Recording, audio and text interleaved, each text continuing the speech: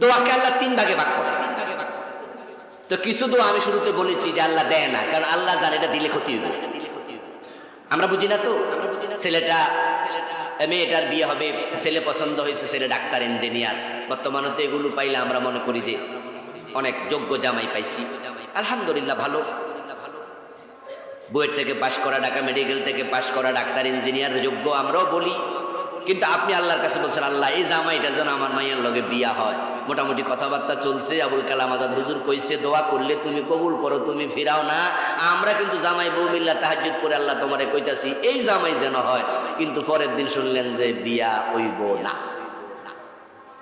তো মনে মনে কইছেন আজাদ হুজুরের ওয়াজ ঠিক না, কই বিয়া তো ভেঙে গেল না। রাসূল বলেন শব্দ আল্লাহ কবুল তাৎক্ষণিক করেন না। পরের সপ্তাহ শুনলেন ঠিক ওই ছেলেটা আপনার এলাকার আরেকটা মেয়ের সাথে বিয়ে হয়েছে, তা আপনি জেলাস ফিল করছেন, ওর সে কি আমার কম, আমার মাইয়া কি দেখতে কম সুন্দরী, আমারটা বিয়ে করলো না আরেকজনেরটা করছে, আচ্ছা করুক গা, মনটা একটু খারাপ। পরের সপ্তাহে আবার বাইদা ভাই জানলেন ওই জামাই বাসর রাতে মদ খাইয়া মাইয়ারে থাপড়াইছে। মদখোর ডাক্তার, মদখোর ইঞ্জিনিয়ার, মদখোর পুলিশ অফিসার, মদখোর বিসিএস অফিসার বাংলাদেশে 2-4 জন আসেনি?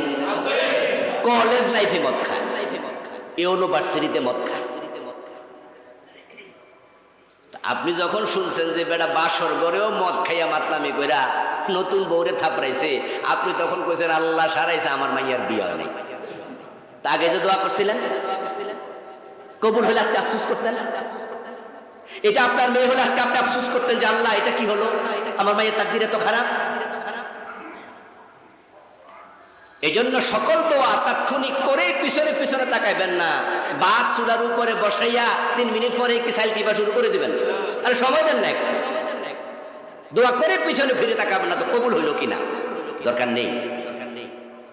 নবীজি বলছেন কিছু দোয়া আল্লাহ তাৎক্ষণিক কবুল করে, আবার কিছু দোয়া আছে আল্লাহ দুনিয়াতে কবুলই করে না, বরং দোয়াটা কবুল হলে যে নিয়ামত, যে উপকার হতো, আল্লাহ ওই পরিমাণ নিয়ামত আখিরাতে তোমাকে দিয়ে দেবে। আখিরাতে আল্লাহ দিয়ে দেবে। আরেকটা হলো দুনিয়াতে দেবেন না, আখিরাতে দেবেন না দোয়াটাকে, বরং দোয়ার কারণে আল্লাহ তাআলা আপনার যে অকল্যাণ কিছু তাকদীরে ছিল, ওই দোয়া করার কারণে আল্লাহ ওই পরিমাণ অকল্যাণ মুছে দেবেন, আপনার জীবনকে কল্যাণ দিয়ে ভরপুর করে দেবেন। দোয়া, ইন্না রাব্বাকুম হাইয়ুন কারীম ইস্তাহি মিন আবদিহি ইযা রাফা ইয়াদাইহি ইলাইহি আন ইয়ারুদ্দাহুমা সিফরাম। নবীজি বলেন বান্দা যখন আল্লাহর কাছে 2 হাত তোলে, আল্লাহ বড় লজ্জাশীল, তার বান্দাকে খালি হাতে ফিরাতে আল্লাহ লজ্জাবোধ করেন। আসলে তো ইবলিসের মতো জঘন্য পাবলিক, সে আল্লাহর কাছে দোয়া করছে, আল্লাহ কিন্তু তাকেও খালি হাতে ফিরান নাই। আল্লাহর সাথে ইবলিসের কথাবার্তা হলো, এই মান আকাল্লা তাসজুদ ইযা আমারতুক, ইবলিস তোকে নির্দেশ দিয়েছিলাম আদমকে সেজদা কর, কেন করলি না? ইবলিস বলে আনা খায়রুম মিনহু, এইজন্য আমি করি নাই, আমাকে আগুন দিয়ে বানিয়েছো, তাকে মাটি দিয়ে বানিয়েছো, ইত্যাদি ইত্যাদি ইত্যাদি।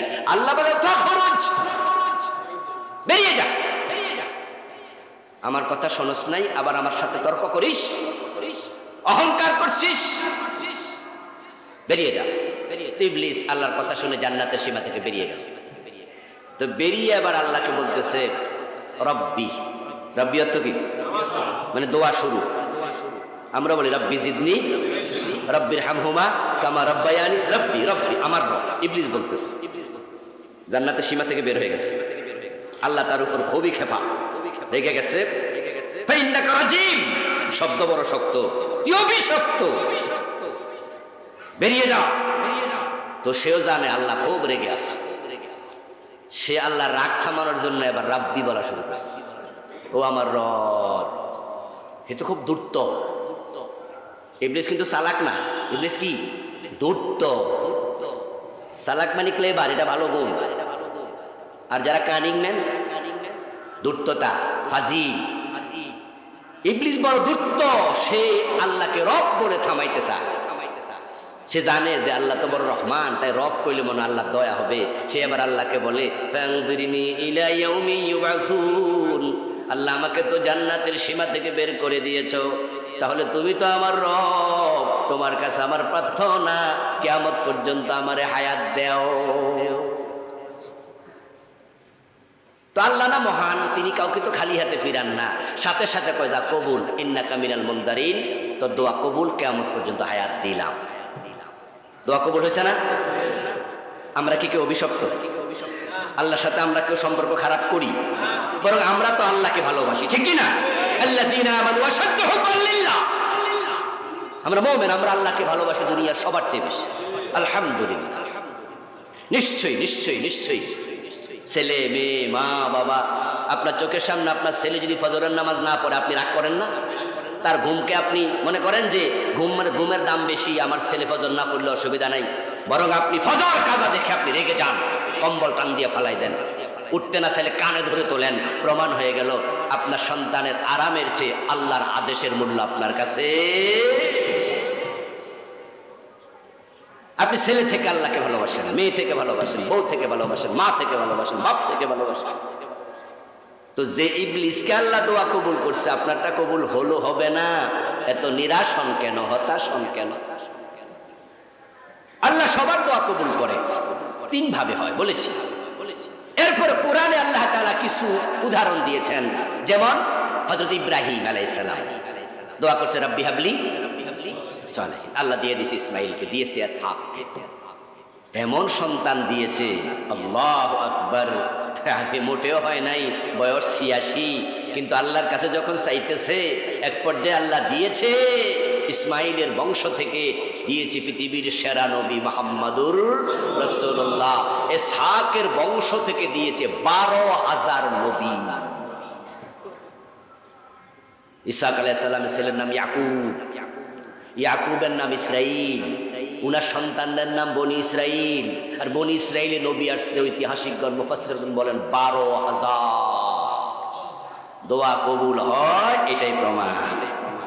হযরত জাকারিয়া আলাইহিস সালামের দোয়া কবুল হয় নাই, উনার বউ ছিল বন্দা, উনার চুল ছিল সাদা, কিন্তু মারিয়ামের রুমে ঢুকে উনি অমৌসুমি ফল পেয়ে ওখানে নামাজে দাঁড়িয়ে দোয়া করছে, নামাজে থাকতে দোয়া কবুল হয়ে গেছে। ইন্নাল্লাহু ইউবাশশিরুকা বিগুলাম,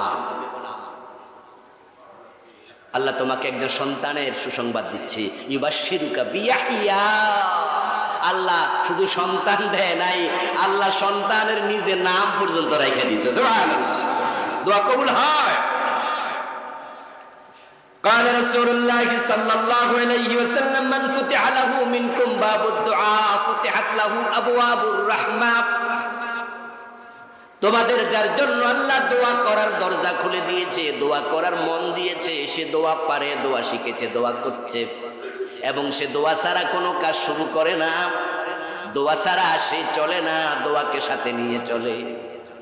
নবীজি বলে শোনো, আল্লাহ তার জন্য রহমতের দরজাগুলোই খুলে দিছে।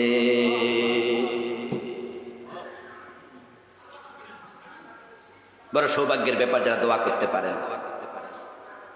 নবীজি বলেন ফাউ আনকুম তারাকাল বালা বিদুআ, মুসিবত সামনে, বিপদ সামনে, দোয়া করো, দোয়ার মাধ্যমে তুমি তোমার বিপদকে প্রতিরোধ করো।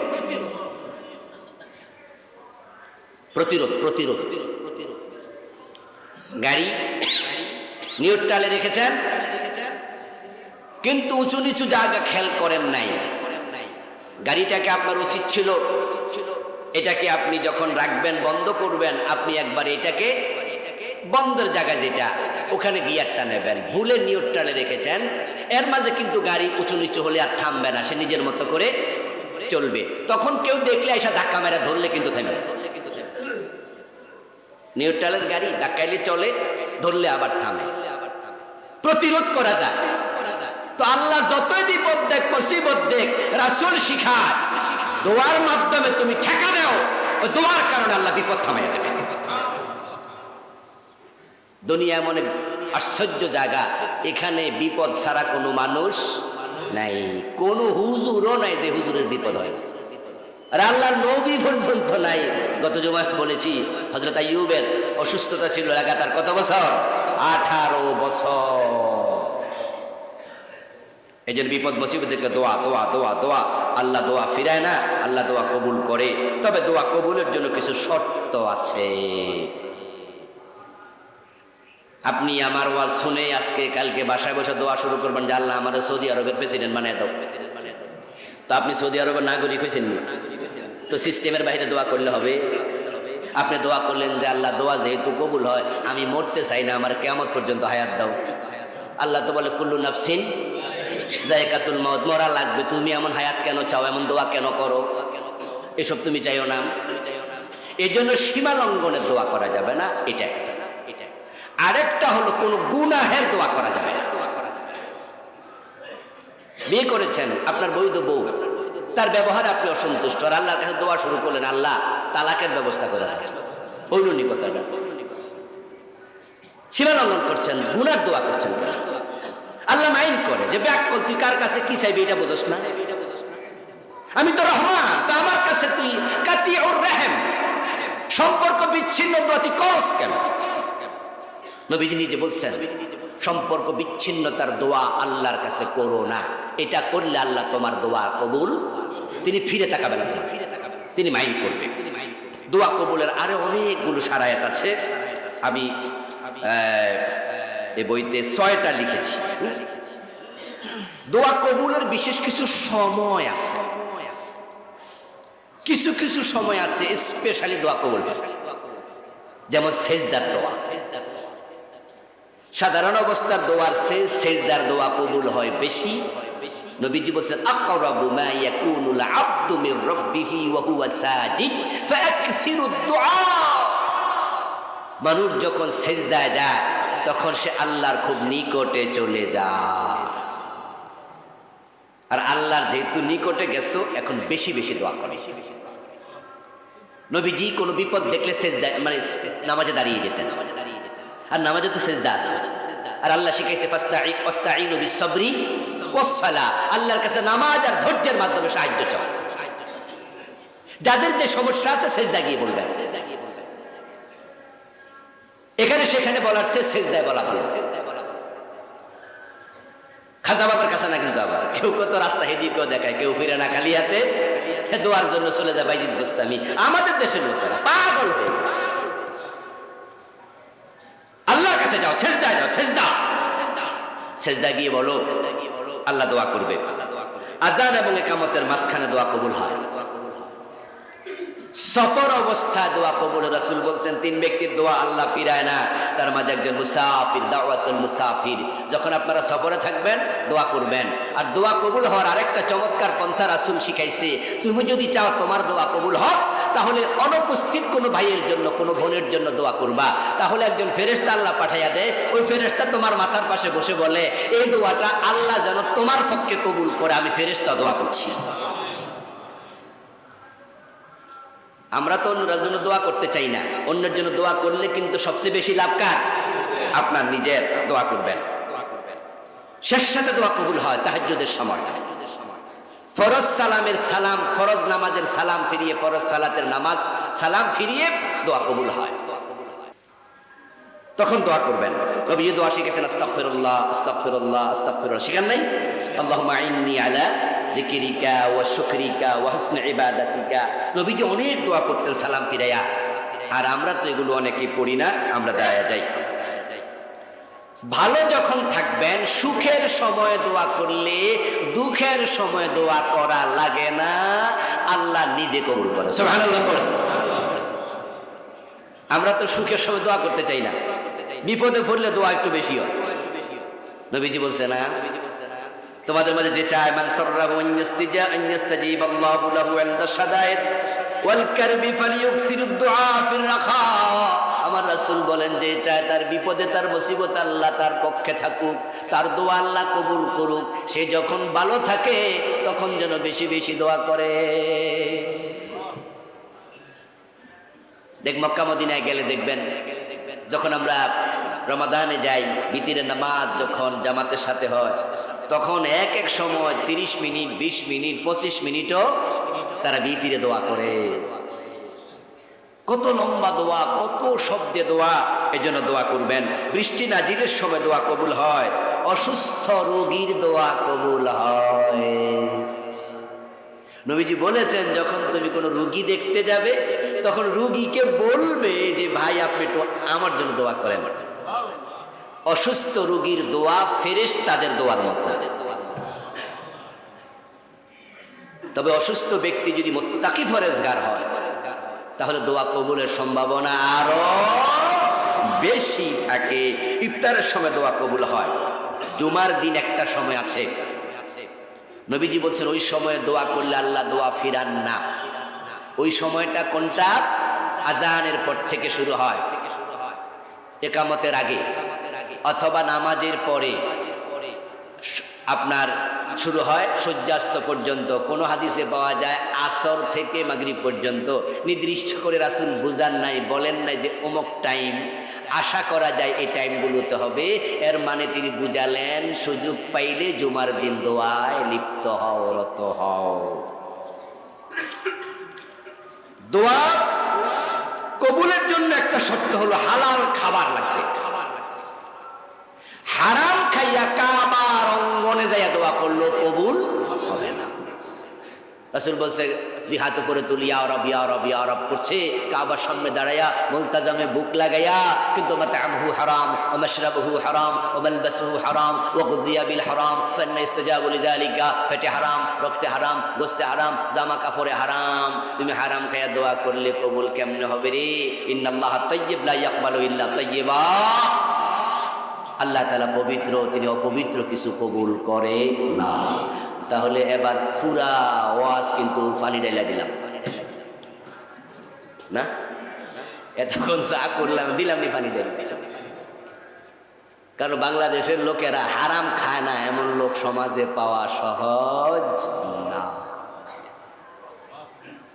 একটা অফিসে 100 জন যদি অফিসার থাকে, আমার মনে 99 জনে ঘুষ খায়। আর যে 1 2 জন আছে না, এরা খুব কোণঠাসা হয়ে থাকে। ওরা বরং ওদের ধাক্কা বিপদে থাকে। যেই কোনো অফিসে যাবেন আপনি, আস্তাগফিরুল্লাহল আযীম, এত খারাপ মানুষ কেমনে? এত মূর্খ থাকা ভালো। রিকশাওয়ালা, ঠেলাওয়ালা, দিনমজুর, ওগুলার কেউ ঘোষ দেও না, এরা ঘোষ খায়ও না। তো দিনে 500 টাকা 700 টাকা কামায়, যা কামায় তাই হালাল। আর আপনি শুট পইরা, টাই পইরা, MA pass, BA pass, AC রুমে বসে আছেন। আপনি পাজারো জিপ, সরকারি জিপে চড়েন, আর আপনি ঘোষ খান, আপনি হারাম খান, আপনি টয়লেটের ময়লা খাচ্ছেন। আপনার রুচিবোধ নিয়ে ঘৃণা, আপনার রুচি নিয়ে ঘৃণা। চেঞ্জ ইউর সেলফ, নিজেকে পরিবর্তন করুন।